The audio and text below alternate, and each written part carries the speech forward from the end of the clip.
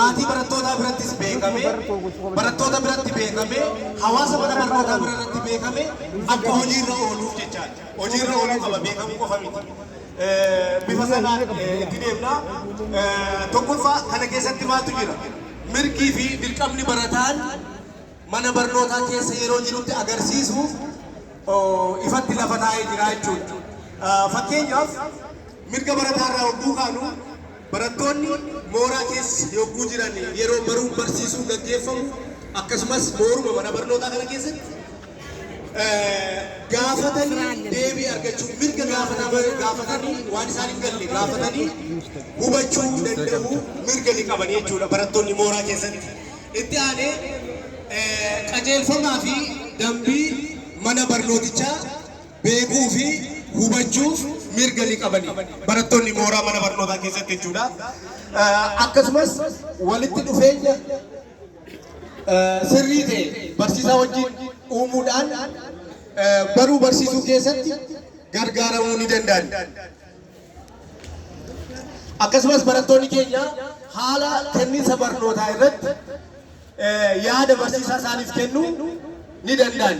Kun mirga barattootaati jechuudha. Akkasumas mooraa mana barnootaa keessatti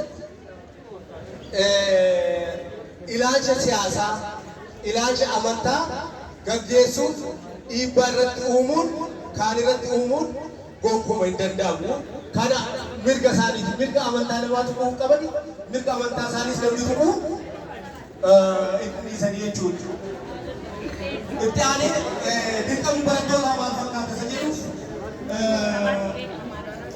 በወጣ የትምህርት ፕሮግራም መሰረት በሰዓቱ ክፍል ውስጥ መገኘትና ትምህርት መከታተል ሰገንታ ይፈት በየነት ሁንዳኒ የሮም መነ በርኖታን ተርገሙ የሮም መነ በርኖታ ሳኒ ተርገመኒ በርኖታ ሳኒ ሆርዶፉን ድርቀዋ በረቶታ ፊየቹን ኢታኔ የክፍል ሞኔ የክፍል ውጭ የመምህራን የሚሰጡት ትምህርት በጥሞና ይከታተላሉ። ደሬ keessatti isaa ta'u daree alatti barnoota barsiisaan kennu qixa sirriitiin ni hordofu. Hojii manaa, hojii garee, assaayimentii adda addaa waan barsiisaan kennu barattoonni hojjechuudhaaf dirqama ni qaban. Itti aanee ሴት ተማሪዎች ከማስፈራራት ከመደብደብና ሰብአዊ መብታቸውን ከመንካት ከመሳሰሉት መቆጠብ akkasumas mooraa